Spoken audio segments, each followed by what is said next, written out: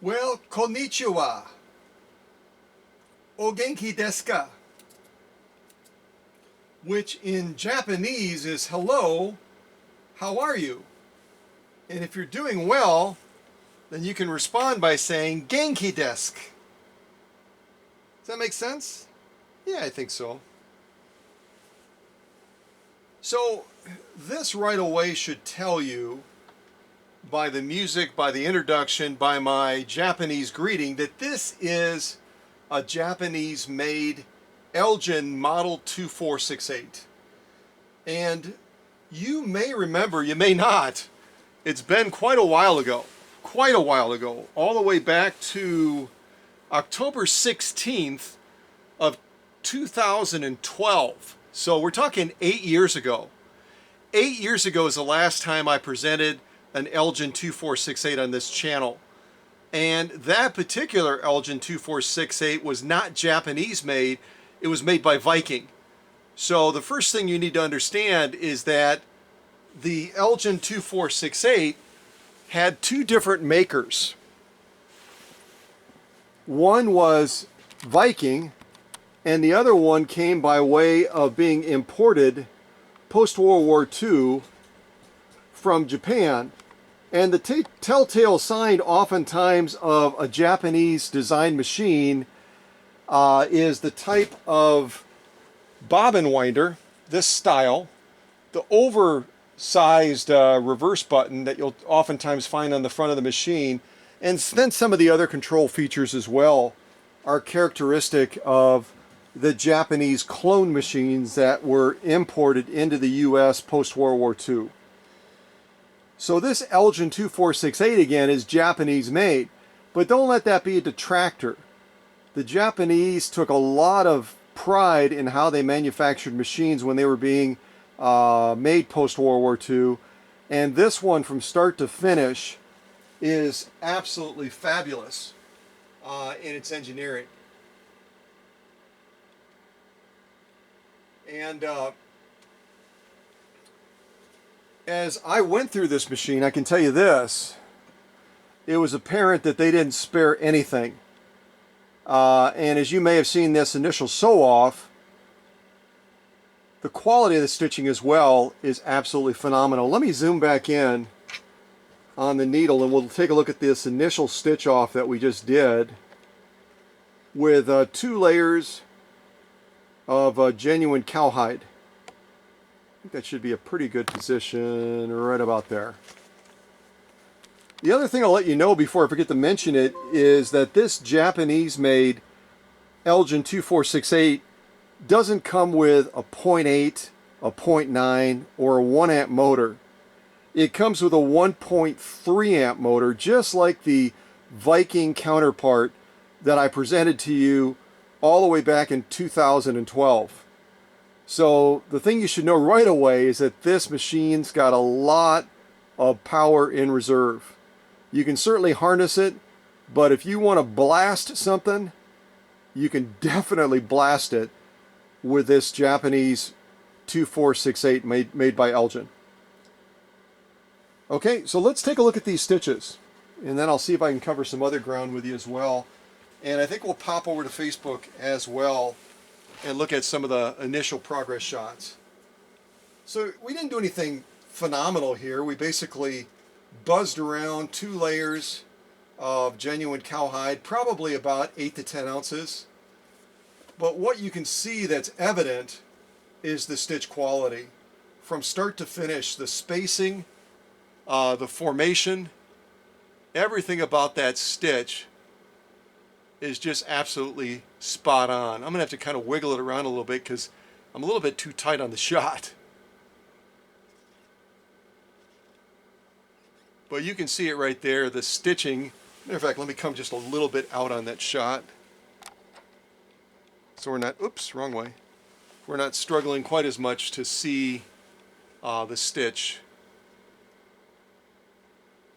So I'll go back and forth a couple times. You can take a look at it. The stitch formation, integrity of the stitch, presentation of the stitch, absolutely, what? Brag-worthy. Yes, absolutely brag-worthy. As we turn it over, nothing different on that lock stitch. The formation of it, the integrity of it, the presentation of that lock stitch, it just doesn't get any better than that. It's absolutely what we want to be seeing. So the initial stitch off that we just did at the launch of this premiere with the 2 layers of genuine cowhide, an absolute pass on the part of this Japanese-made Elgin 2468. So I'm going to throw this to the back, and we'll see if we can cover some other ground. I've got a bunch of sew-offs that I can do, but I might also bounce over to Facebook real quick. Let me do that. We'll take a quick little break and pop over to Facebook, and we'll just look at some of these progress shots so you can kind of see the engineering of this Japanese-made 2468, okay? Let's do that.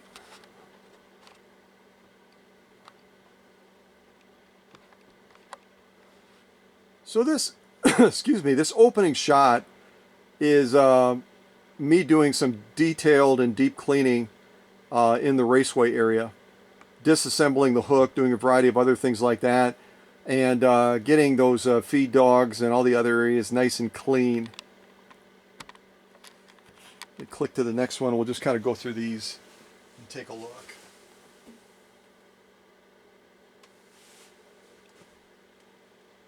So there you can see the Elgin 2468 kind of tilted back.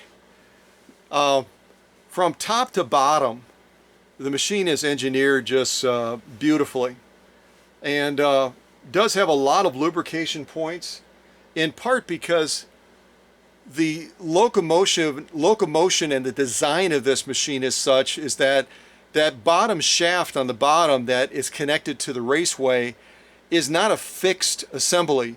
It actually, as you're sewing, goes back and forth from left and right. It moves back and forth, back and forth, back and forth, back and forth, back and forth as you're sewing. So there's even more critical lubrication points on the bottom of the machine.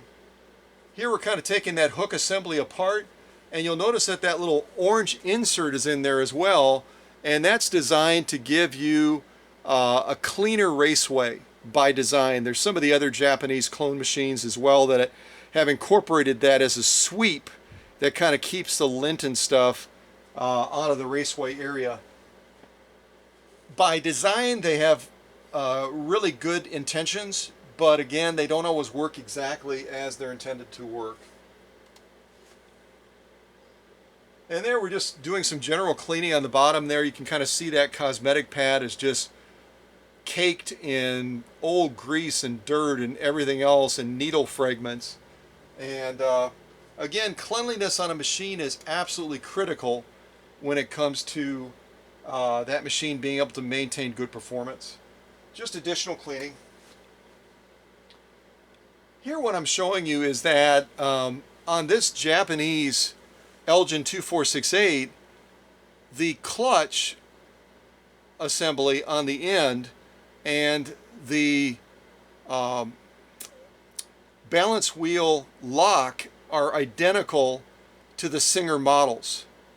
So when it comes to being able to potentially swap parts between a vintage Singer machine and these Japanese clones, because we shared patents and designs with the Japanese to help them rebuild their economy, they basically cloned that particular piece that screws on the end of the balance wheel and holds the clutch in place. They made them identical. By caliper measurements, there's no difference whatsoever. Here again, I'm just going back and forth and measuring it to confirm that the measurements are identical. And the same thing with the clutch as well. The clutch between the Singer and the Japanese model are identical. So if you ever run into a bind where you need parts for a Singer or you need parts for a Japanese clone like this one, you can swap those parts back and forth. And here just continuing to plug away and do additional cleaning. Here we're working on the balance wheel and getting all of that cleaned up as well, making sure we have a nice, clean, non-slippery runway for that belt to run. And as you can see, there's quite a bit of dirt to remove. And these will be out of order as usual. There's the balance wheel before it was cleaned. Had kind of an oily gook on the inside of it that had to be cleaned off. And here again you can see the main shaft where that balance wheel mounts. The shaft also is going to be comparable in size to the Singer models as well. Just more detailed cleaning. Continuing to plug away at that. And here you can see on the front of the machine on the underside is a nomenclature plate. It's got a serial number and then it also has the model number, Elgin 2468. The difference you're going to find between the Viking made and the Japanese made Elgin 2468, they're both going to have this nomenclature plate, but on the bottom of the machine you're going to have, on the Japanese version, you're going to have stamps that start with JA that are going to signify that it was made in Japan. Also below the mounting point of the motor, there's also a tag that flags it also as being made in Japan.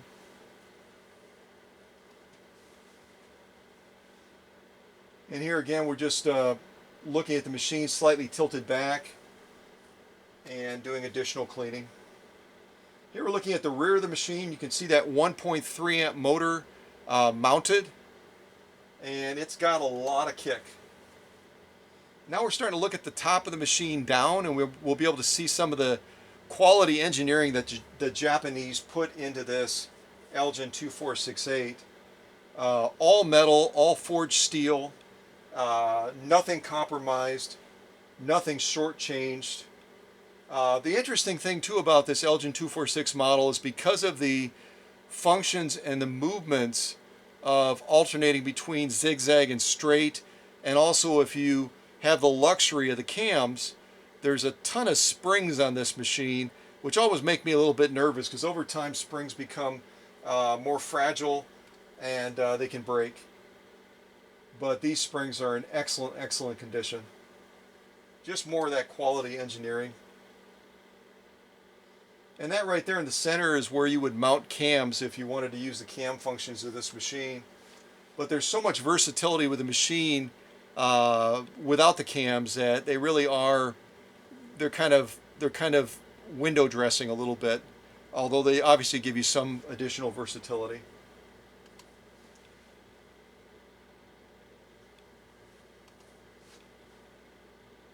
And again, backwards, we're kind of, looks like we're putting the lid back on, but actually I was taking the lid off and it went the other way. Now we're kind of looking in the faceplate area, and obviously there was a lot of deep cleaning that needed to be done to get this machine finalized and to get it ready to eventually head to Tennessee. And also the Japanese like their little bells and whistles, so when you have the sewing light on, there's this cool red light that comes on right there on the front of the machine, and it's just, I just think it's groovy looking. It's just very groovy. So this is one of our control areas, and you'll see it on the machine as well when we kind of pan back over the machine. This is going to do a variety of things. It's going to let you control the feed dogs from being in the up position to the silk range where the materials are more delicate and you don't want those feed dogs to be digging in, all the way down to a point where the feed dogs can be dropped completely and you can do freehand embroidery. Also, we've got that big reverse button prominently placed right in the middle, and then finally we can regulate stitch length as well with that control. Just above it we've got an auto button holder that has 4 phases, and then also we have an M setting, which is for basic machine operation, where it's going to be set the majority of the time when you're using the machine.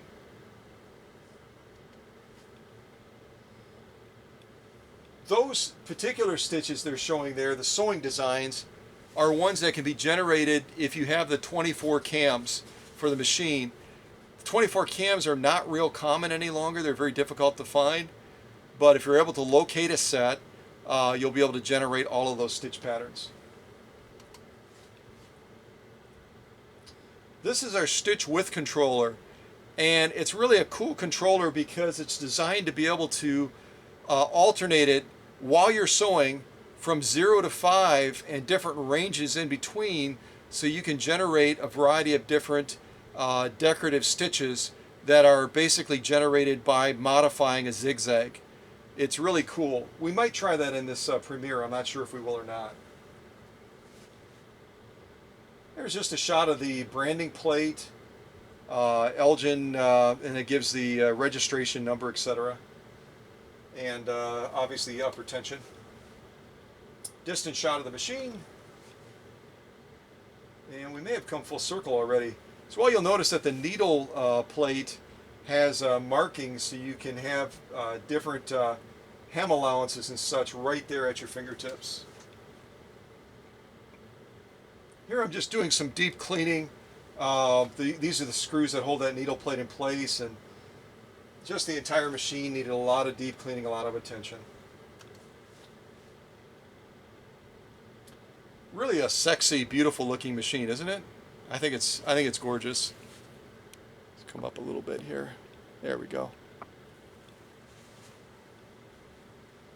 And I believe that should be full circle. Yep, that's full circle.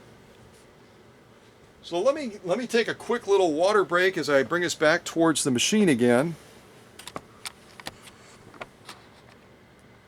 And in those photos you can kind of compare to what I just explained to you and showed you in relation to what you see on camera.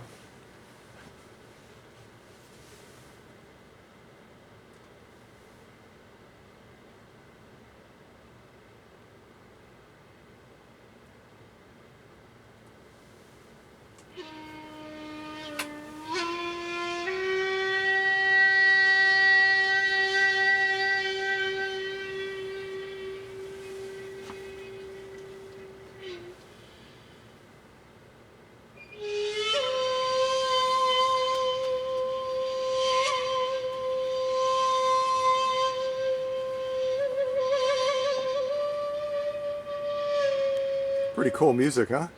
I love it.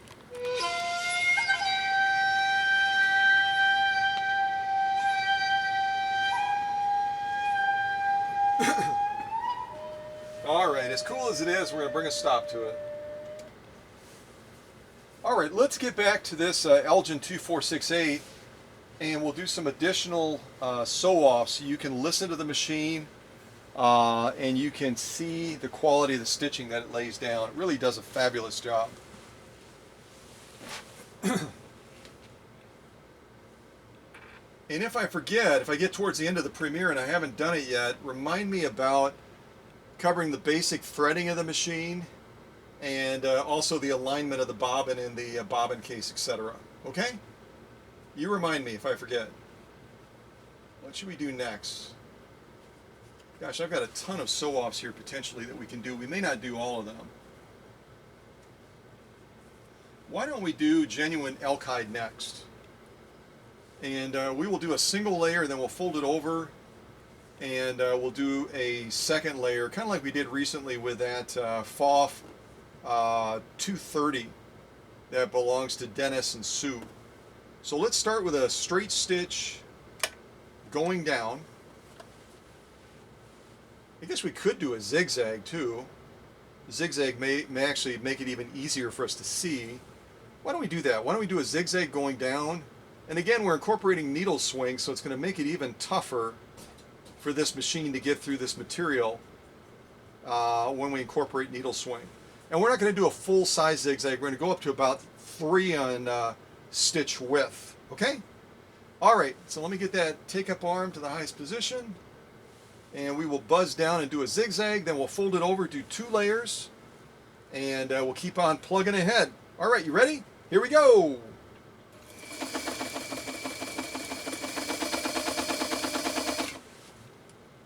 So ridiculously easy. Holy mackerel. These machines, the FOF 230 and then this Elgin 2468, they do what other machines would struggle with such ease. It's almost ridiculous. It's almost ridiculous. Okay, so we'll take a quick look at this.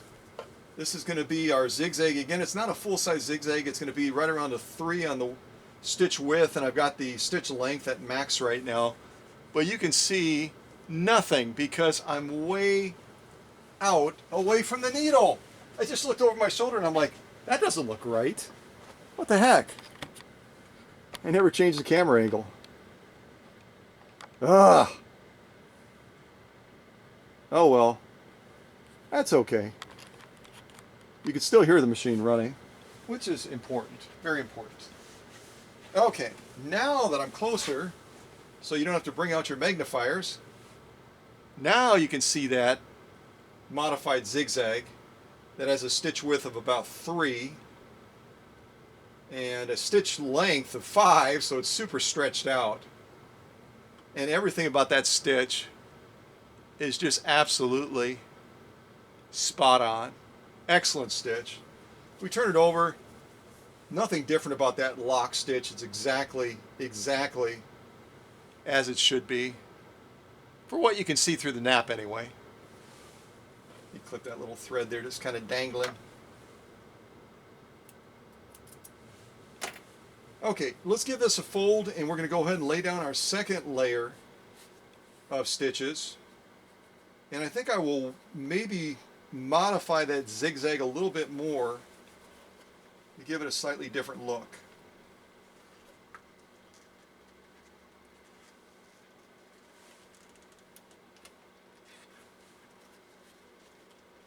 Alright.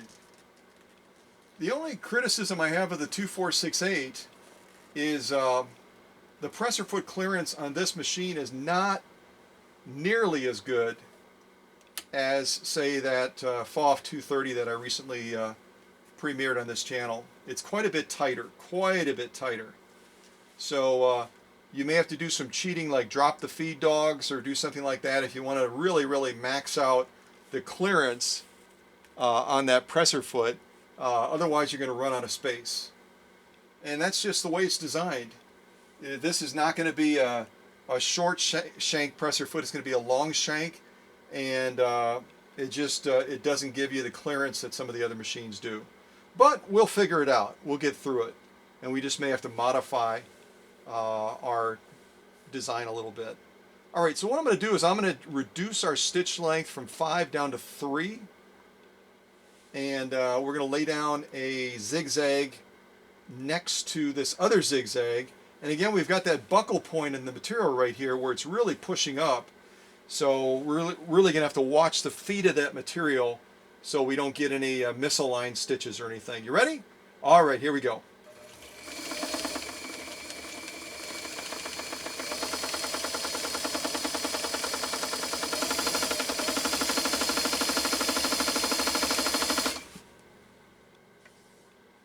That takes a little bit of maneuvering. I really had to kind of wiggle it through. Again, the clearance on that presser foot is quite a bit different than some of the other machines that I've featured. But we made it. And because of the way I was kind of working that material over the feed dogs in that, you're going to see a little bit of a variation in the stitch formation, but what we're looking for is that we're going to have a quality stitch all in all. So there across the top is a row we just did, and I did shorten that stitch quite a bit. That's why it looks quite a bit more snug and tug than the other one. And you can see as I was moving that material over the feed dogs, I created a couple little mountain ranges. But the machine did an excellent job all in all in being able to get through that material and get the stitch done. Again, as I turn it to the side, look at what we just went through.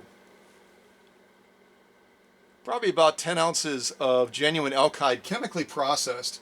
So nothing easy peasy about that at all. And as we look at the lock stitch is spot on, but again, you're going to have irregularity in that stitch design, the stitch layout, because we were kind of working that material with the feed dogs to get it to come through, because the clearance again on the 2468 is a little bit more restrictive than some of the other models. But the quality of the stitch, the integrity of that stitch is exactly what we want to be seeing. So I'm going to throw this to the back as a pass, and just note that if we're going to do additional sew-offs that require a lot of presser foot clearance, we may have to modify our goals a little bit so that we can allow those feed dogs to function as they were designed and pull that material through without being constrained. Does that make sense? Okay. So what I'm going to do now is I think I'm going to move over to, why don't we do some compressed felt? I'm going to move us over to some compressed felt. That's this stuff here. You've seen it on the channel before. I introduced it a while back. And I'm going to go ahead and fold it in half to get us up to 2 layers. And I'll have to be mindful of that presser foot clearance just so I don't go gaga goo goo. I'll probably try to max out at 3. I think I can do 3 without creating problems, kind of like I did with that last elk hide sew-off that created a little bit of a binding on those feed dogs. So here we've got 3 layers of this compressed felt. No easy task, the equivalent of probably about 12 to 14 ounces of material. And I'm going to see if we can slide that underneath that presser foot now and kind of get that into the place. And the one thing I did neglect a little bit in benefiting from is this Elgin 2468 does have a hyperextension, as you can see, which will help you to get those thicker materials into place without necessarily needing to drop the feed dogs or release the presser foot pressure or something else of that nature. So that was a little bit, again, I haven't seen one of these machines on the channel since 2012, 8 years ago. So, you know, that kind of, I knew, but I kind of forgot. So let me get that into place. I think we'll kind of go down and around on this. So I'm going to take us back up all the way to 5 on the stitch width. Take us all the way up to 5 on the stitch length. And let's lay down a zigzag going down. We'll make our turn and then we'll come back again. Okay, you ready? Here we go.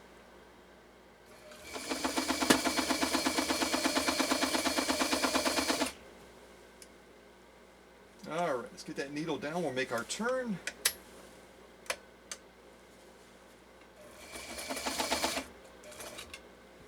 Try not to go too far over. It makes it really, really tough to make that turn. So, all right, and to the finish line. And we are not going to close the box. All right, here we go.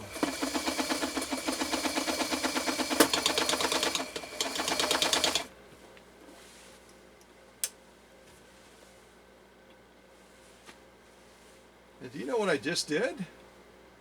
I had the original needle in here, and I just broke a needle. Sure as heck. So any of you that thought that compressed felt was like easy peasy stuff to go through, there you go. Especially when you take it up to 3 layers, there's nothing easy peasy about that at all. So let's go ahead and let me go ahead and remove this material first of all. And I've got to put a new needle in. Holy mackerel. I don't know that I've broken a needle on a live premiere recently. But it's actually kind of good because I wondered if some folks were skeptical. Oh yeah, felt, big deal. But that compressed felt really does make it a little bit of a challenge. Especially if you're using the original needle and it's not heavy gauge enough. Let me clip these.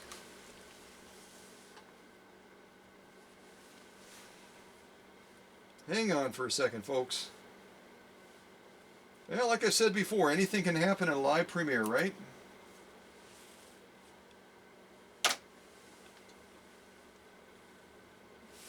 And I've got that snuggy buggy in there, so hold on a second.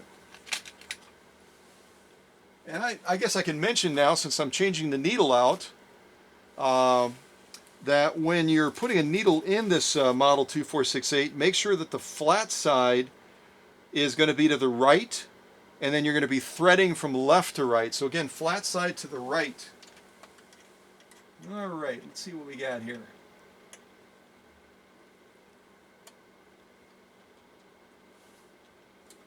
Yep, sure as shucks. There you go. Broken needle. Let's get another needle in there and we'll finish off this sew-off and the other sew-offs that we have to do.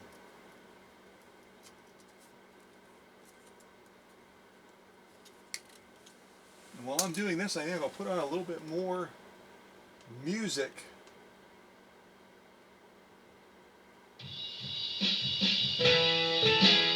Well, maybe not that one. Maybe this one would be a little bit better.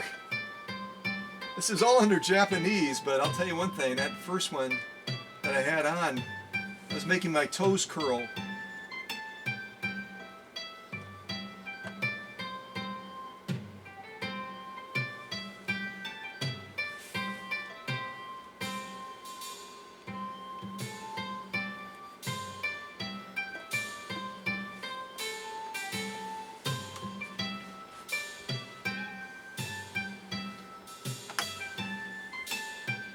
So again, right side, flat side to the right side.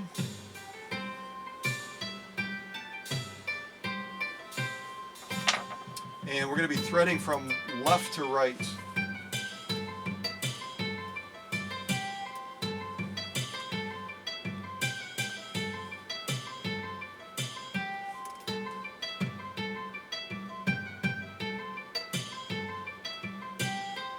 And if you're curious, since this is a Japanese-made machine, and you don't follow me all the time, yes, I have shipped machines to Japan.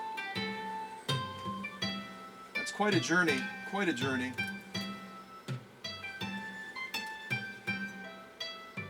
All right, I'm just going to double check that we don't have that needle remnant in the bobbin case.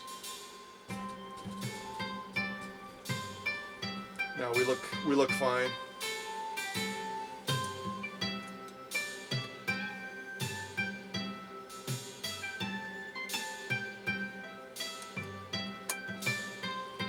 Okay, and you're going to rotate the balance wheel towards yourself, just as we normally would, in order to bring that thread up from the raceway.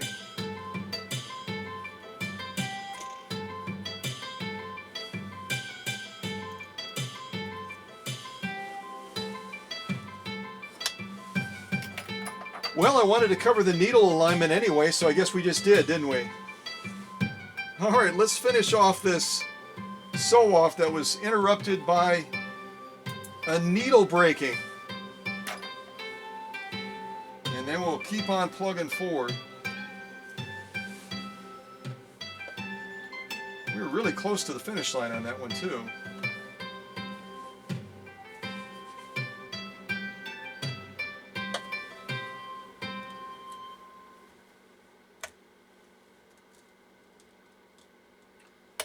I think we're starting right about there. It's not going to be perfectly aligned, but we will muddle through it. So,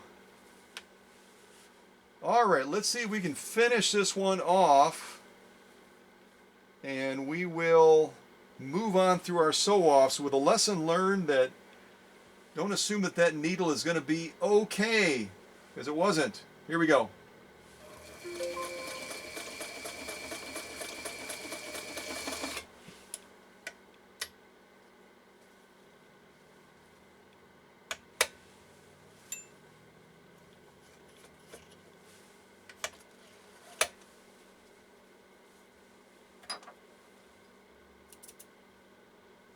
Well, like I've said before, this is a classroom. It's okay for you to see that things don't always go exactly as intended.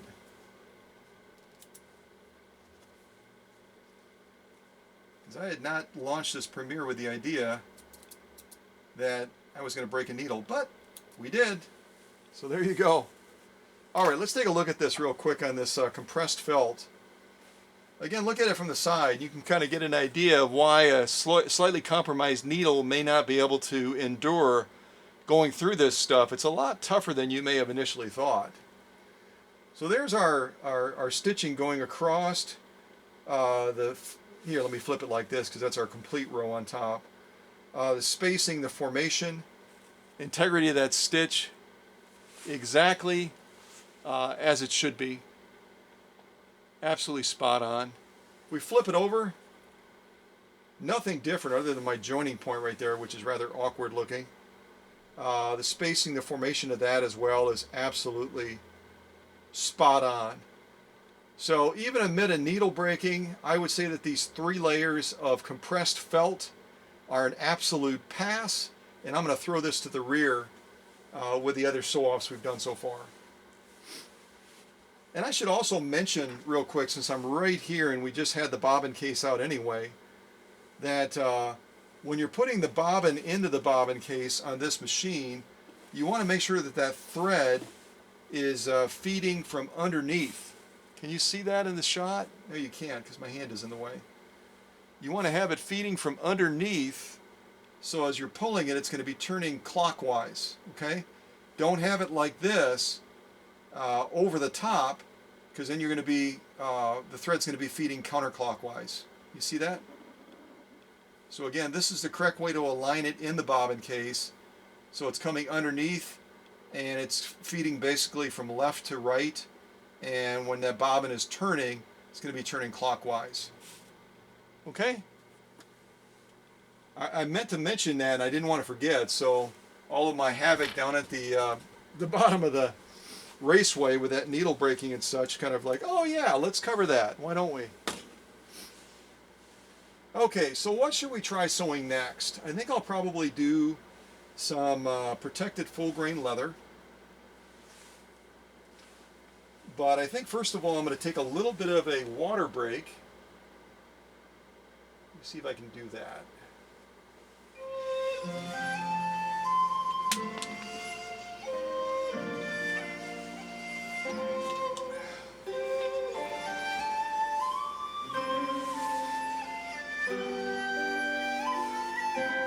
I don't know if this is genuinely Japanese music or not, but I think it's fabulous, don't you? Absolutely fabulous.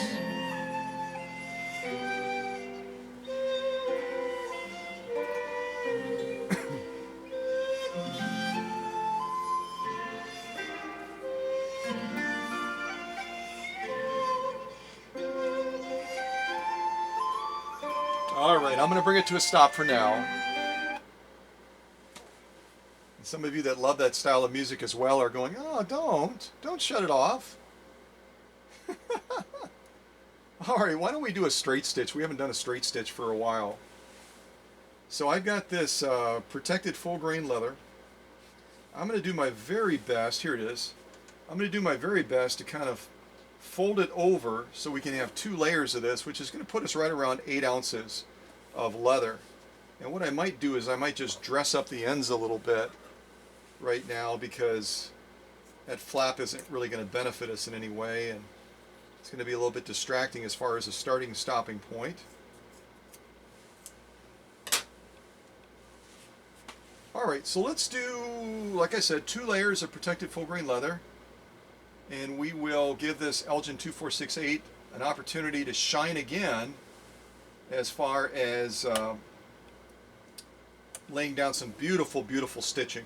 All right, so here we go. 2 layers, about 8 ounces of protected full grain leather. Here we go. And again, this is going to be a straight stitch. I'm doing probably a little bit longer straight stitch on this one. Here we go.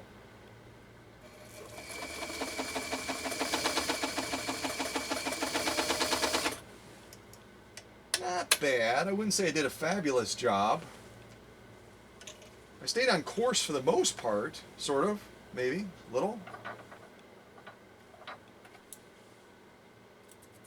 I'll never get any awards for sewing super straight, but you know, it's kind of like the kid that doesn't color in the lines, or colors outside of the lines. That's okay. That's okay. Alright, so let's take a look at this straight stitch that we just laid down on these 2 layers of protected full grain leather. We'll look at the top stitch first.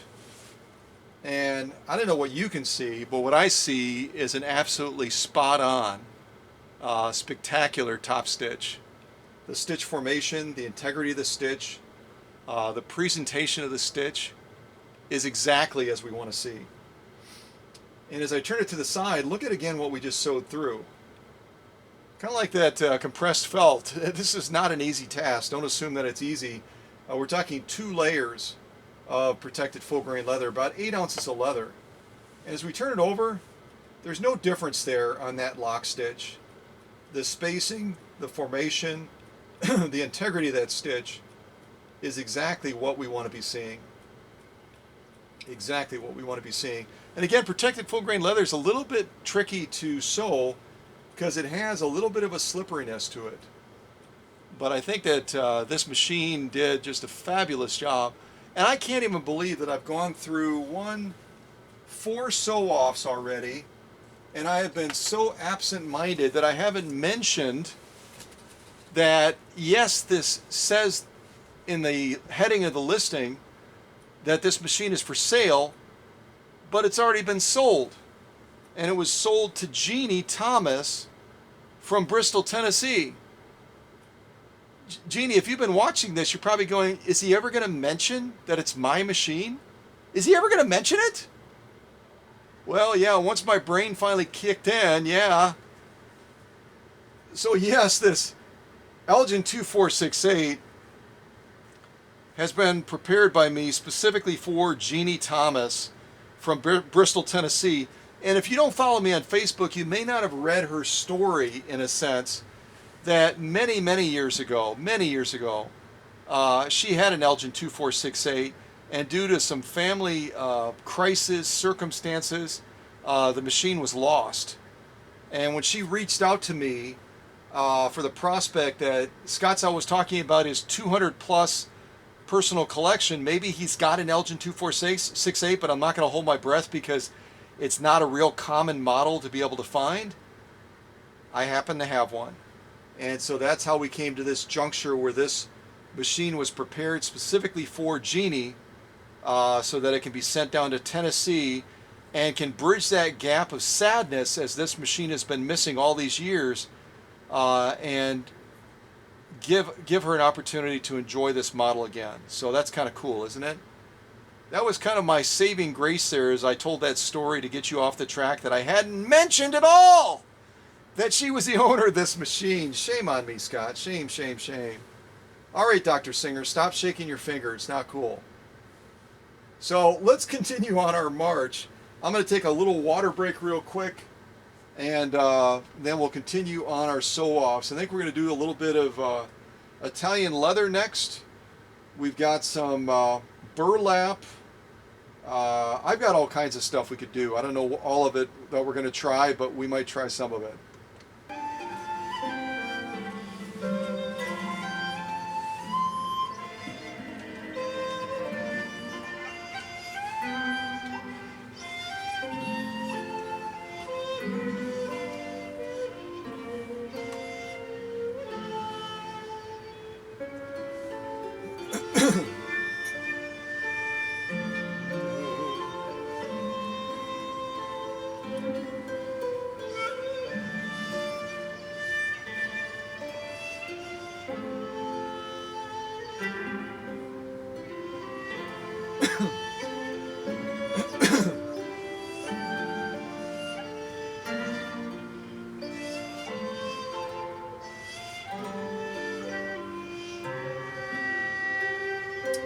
All right, I'm going to stop my music. My break is over.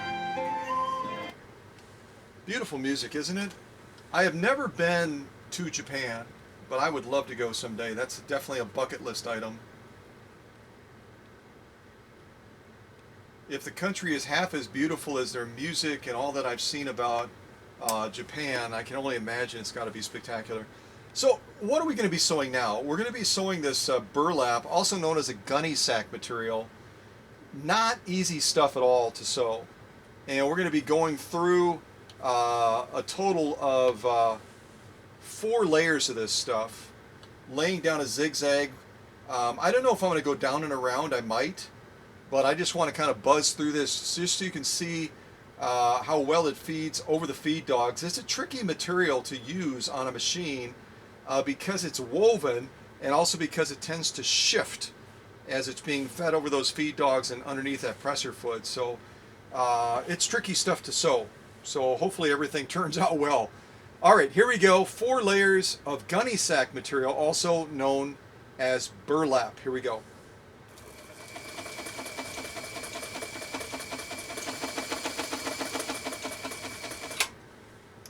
Yeah, what the heck. We'll go down and around.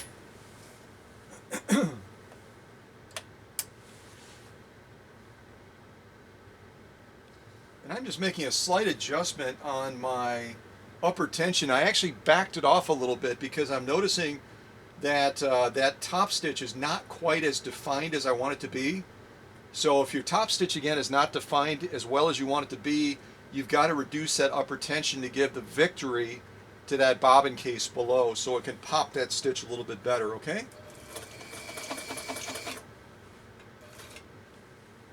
All right, let's give it another turn and we'll head towards the finish line. Here we go.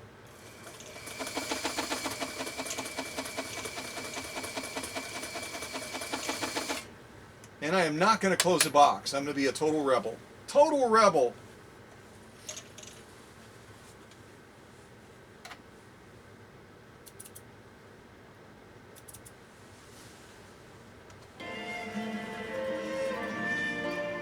I wanted to hear the end of this song, so I just started it again.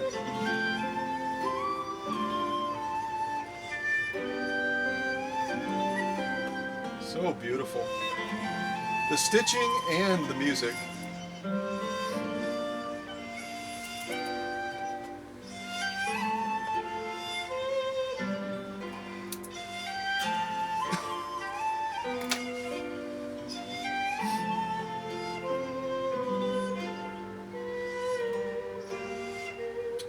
Okay, this is going to be our top stitch, unless I'm totally disoriented.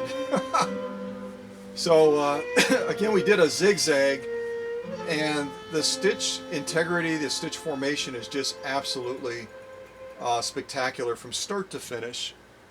There's just no difference as you look across the material. It's exactly what we want to see. And again, this burlap gunny sack material is not easy stuff to sew. It tends to do a lot of moving. Even when those feed dogs are working heavy duty, it tends to try to manipulate them. You look at from the side what 4 layers of burlap looks like. Burlap is used, as you probably know, for carrying like huge bags, 50-pound bags of potatoes and other produce items like that. So you can only imagine how strong this stuff is. And that's a single layer is able to support 50 pounds of material that's shifting and fluxing, and people are picking it up and jerking it and everything else.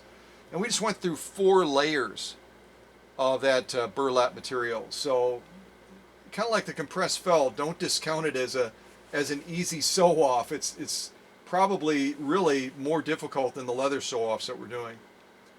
And again, this is our lock stitch that we're looking at now. No difference. The spacing, the formation, the integrity of the stitch, exactly as we want to see it.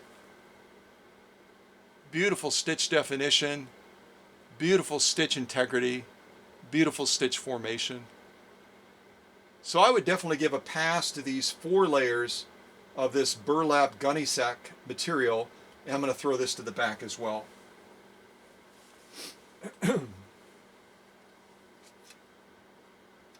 Now, I had talked about the fact that this machine has the capacity, as you're sewing actively, to be able to go and alternate that stitch width between 0 and 5 to generate different decorative style stitches. And even in the book, it kind of shows you an example of some of those, which I hope you won't hold me to as far as being able to duplicate them exactly. So there in the very top you can see a standard kind of zigzag right there, and then super short you can kind of create that tight, almost looks like a mending stitch. And then if you elongate it, you can create a stitch more like this. It almost looks like a mountain range. And then if you do the same thing but you shorten it up, you can create a tighter pattern like that with this machine as well. So even without the cams, it's got the capacity to generate what most people would consider decorative, fancy type stitches. And again, I don't have a lot of experience working with this machine from a standpoint of manipulating this stitch width control with a lot of skill, but I'm going to do my best. And I'm going to do it on US Army grade canvas.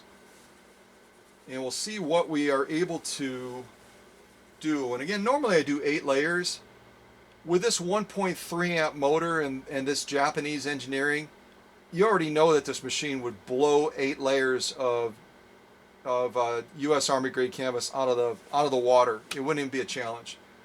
So I'm not going to be concerned about presenting that in this premiere, and we're going to focus on trying to mess around with that zigzag width modifier and just see if we can get any kind of an outcome even close to what the book shows. Again, don't bet the farm on this, because I really haven't practiced this, and needless to say, it requires some practicing. I think I'll flip that the other way. Just hang on a second here. Yeah, why don't we do that the other way?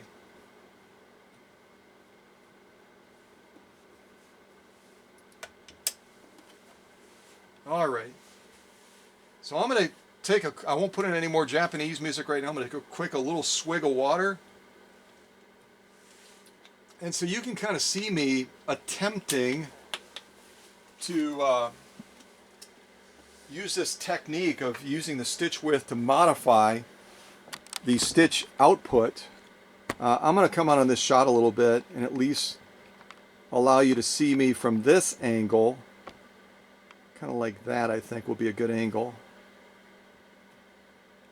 And hopefully I just don't totally goof it up. If I totally goof it up, oh well. Then we'll just go from there. But I'm gonna see what I can do, and again, I don't have much.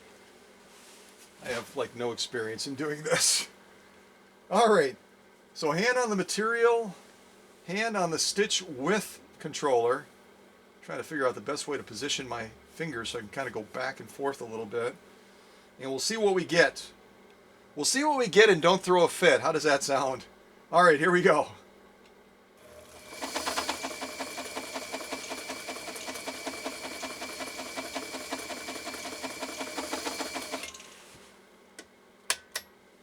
We didn't get much, folks. Oh my gosh, I did horrible. Oh, I see why. I left my stitch length way too long. Let's try that again. That was a total fail. That was a total fail. All right, let me take that back to 0. We'll shorten this up quite a bit, down to about 2. Let's try that again. See if we can get anything even close to what the book showed. I doubt it. I'm guessing Jeanne will probably be able to get it. She'll have more time to experiment with it, but I certainly, wow, that was horrible. All right, here we go. Second run. I better move it over a little bit. We might need a third run. You never know, right? All right, so run number 2. We'll see if we can even come close to doing anything like the picture in the book. All right, let's give this a try again. Here we go. I'm going to take it much slower this time.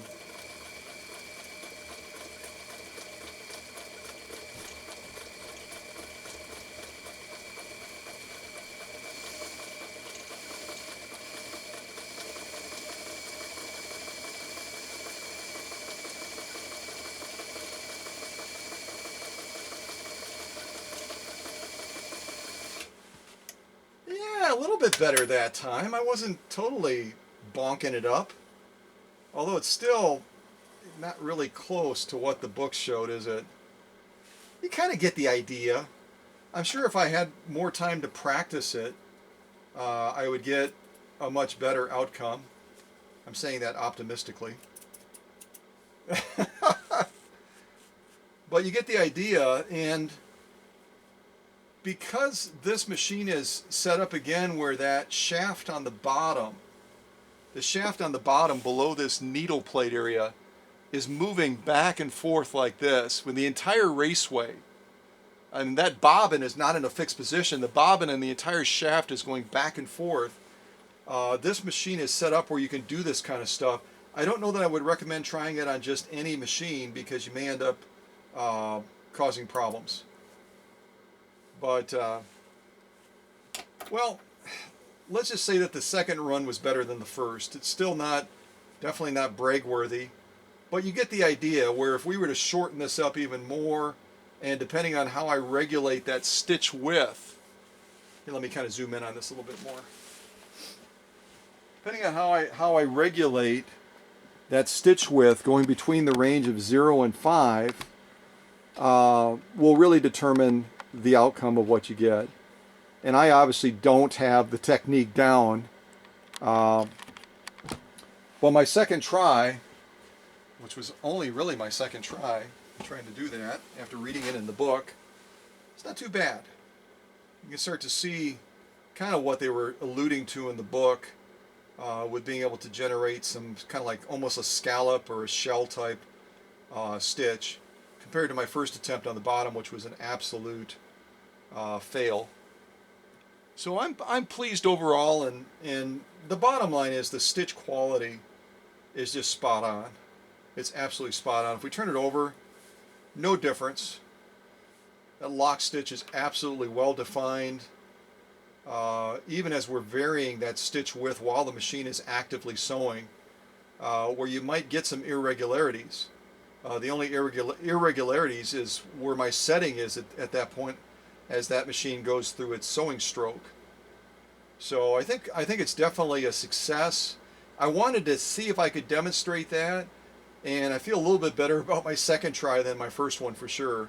I don't know what happened on that first one. I think I was probably trying to do it a little bit too abruptly, and I wasn't going in a certain range. I was just like all over the place, and the poor machine didn't know what to do. So this is definitely a success. I'm going to throw that to the rear as well. And what do we have left? I mean, I've got some Italian leather. I've got a small little piece of protected full grain leather. I don't know what I was going to do with that.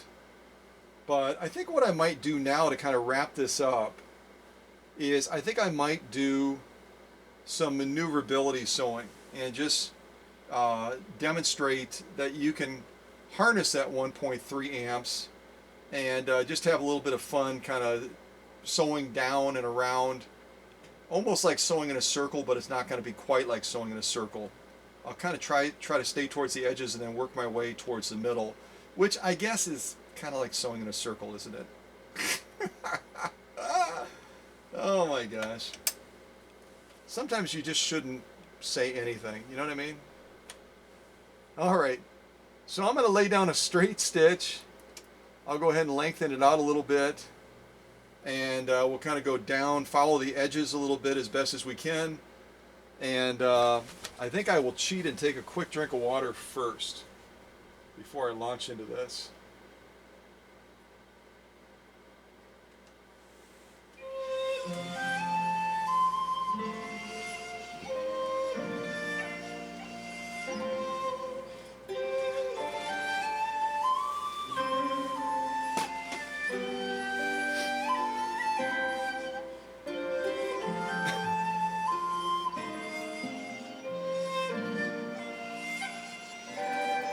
All right, we're so close. I'm going to go ahead and end that early.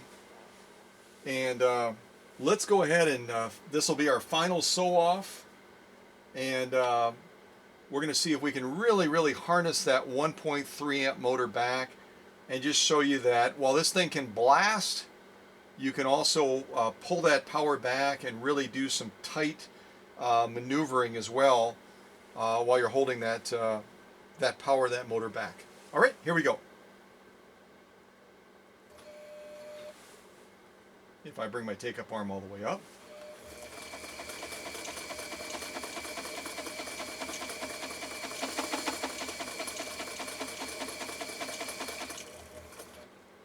Yeah, that wasn't overly impressive as far as... I was going to try to follow the edge real close and I kind of ran out of space, so... Alright, let's give that a try again.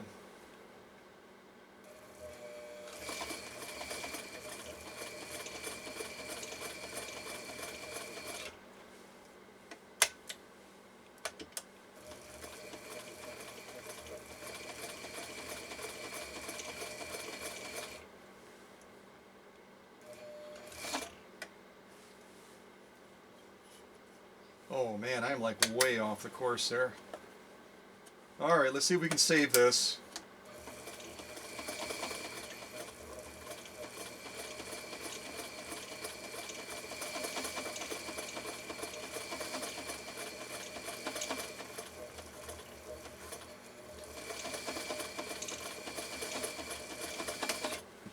All right, and I even closed the box, sort of. Well, I don't know what we did. I was like way off course on that edge. I'm like sewing nothing. All right, let's see what we see.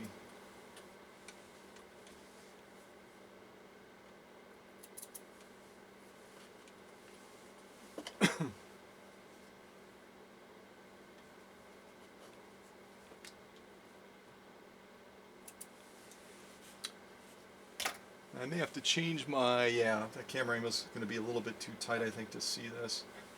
Will it be? Maybe not. I can kind of just move the material a little bit so you can see it. So I'm just going to kind of take you around our little circle. We kind of sewed the edges a little bit. And actually this white thread is actually showing up better on this light Italian leather than I thought it would. And the stitch quality is just absolutely spot on. I think you can see that. Kind of turn it like this now and kind of rotate it the other way.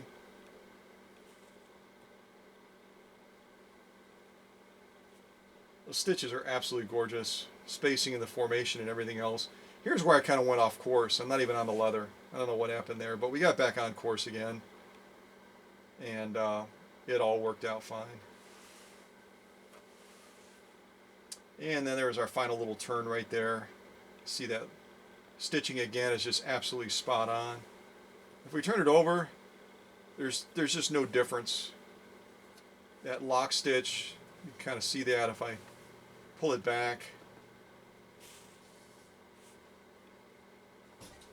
Until I get to the edge where I really don't have anything to pull. But again, that stitch quality, and again, this is, even though it's a single layer, we're talking, you know, close to 4 ounces of leather.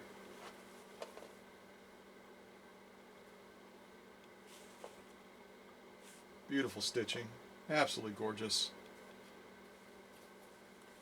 So I would definitely give this a pass. I'm not horribly impressed with what I did, but I think it demonstrates again just the incredible quality engineering of these of this Elgin 2468, I should say. I was going to say of the Japanese clones, but not all the Japanese clones sew as well as Jeanne's 2468. They just don't. I'm trying to figure out how I want to do this because it's such a huge piece.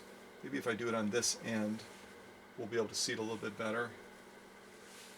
Put that there.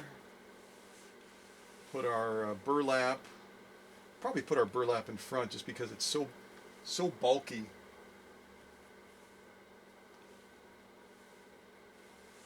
And our felt that decided to beat up our needle.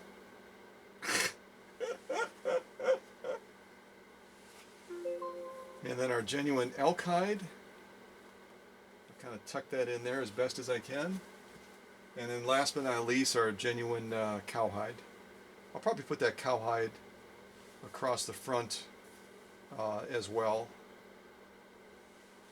All right, and I did say I was going to try to come off the tripod just so I can show you the basic threading of this machine as well. I think that that might be helpful to some.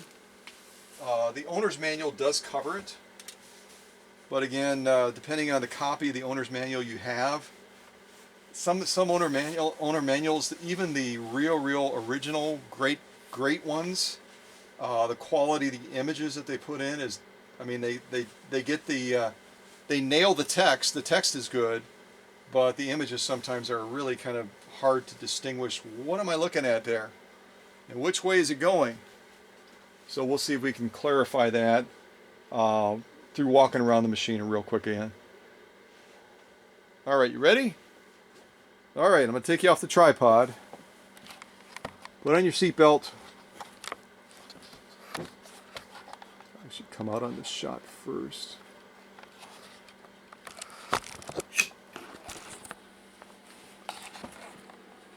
Okay, I will cover the threading first, and then we'll look at these sew-offs again. You've already seen them, but so on the back you've got the two spool pins, obviously. because the machine is capable of doing dual needle sewing. You're not going to be using this spool pin off the back for winding a bobbin. You're going to be using this one on the front right there. And as we come across the back, bear with me just for a second here.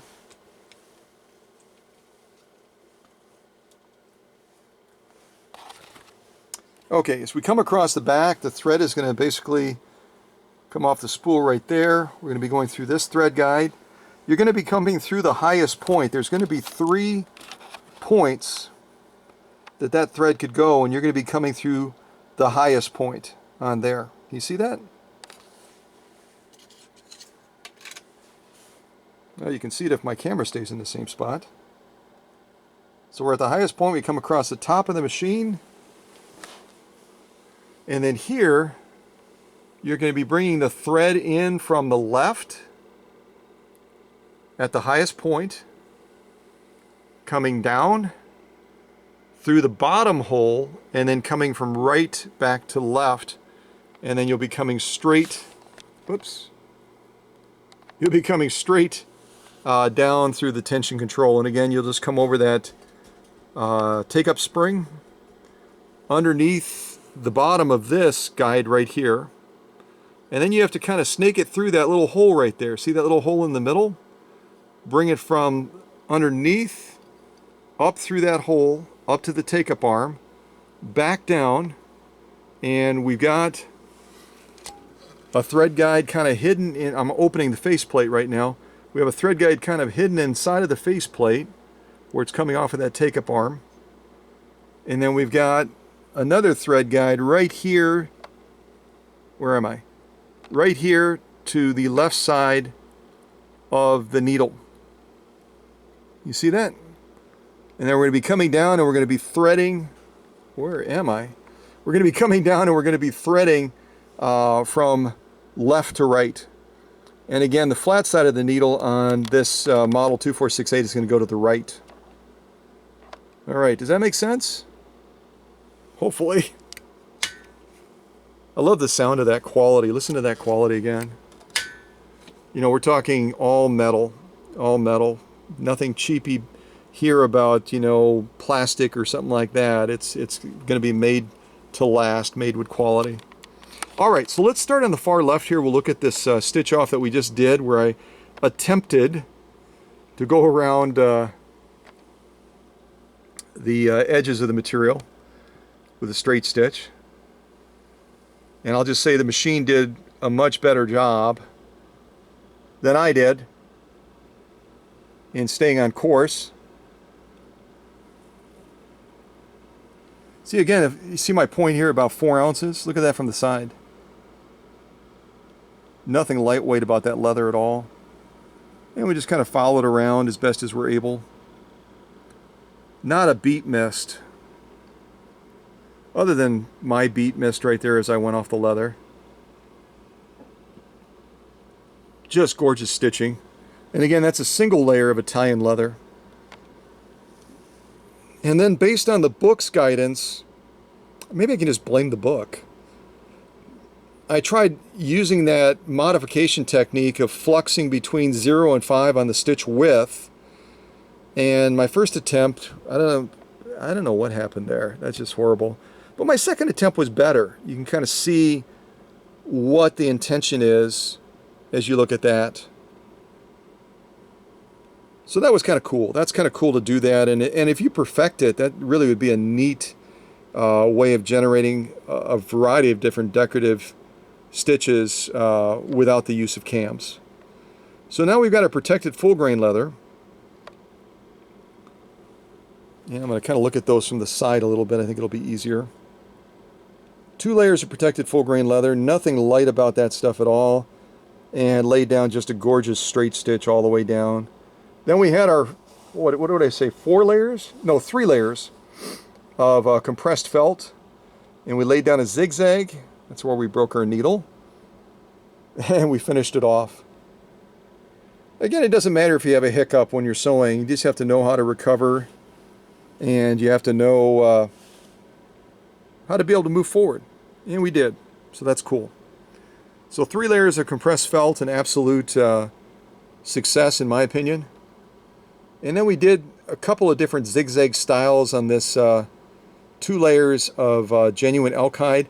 Again, the elk hide tends to be a little bit thicker with a single layer than most of my leather samples. And we did battle the clearance underneath that presser foot a little bit. And so we did get some stitch variation in that smaller scale zigzag that we laid down. But again, the integrity of the stitch, the quality of the stitch, you know, the balance between the stitch, top and lock stitch was absolutely spot on.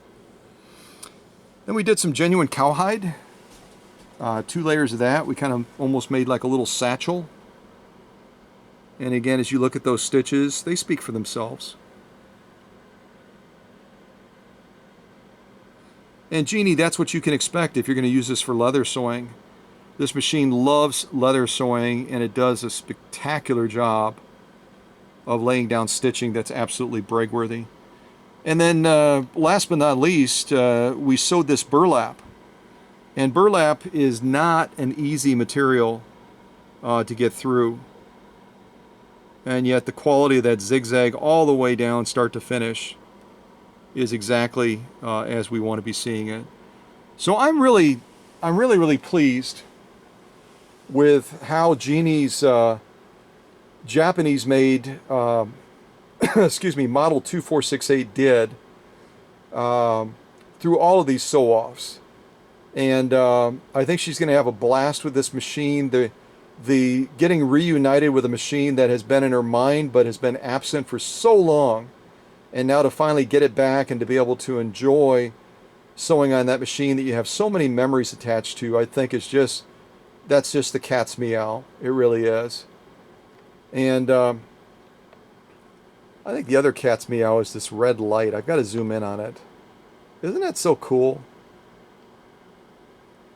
So I hope you've enjoyed this premiere. Again, we haven't seen a Elgin 2468 on this channel for over 8 years. And I think it's well timed that we have this opportunity to present Jeanne's machine and show its stuff through all of these sew-offs. Everything from Italian leather to U.S. Army grade canvas to protected full grain leather to compressed felt to genuine elk hide to burlap and genuine cowhide. Just did a spectacular job. So Jeanne, I will hope to get this machine packed up soon and heading towards you in the great state of Tennessee. All right, God bless everybody. Hope you're doing well. Again, stay calm. Don't be crazed by the coronavirus. And but be safe. All right? Take care, folks.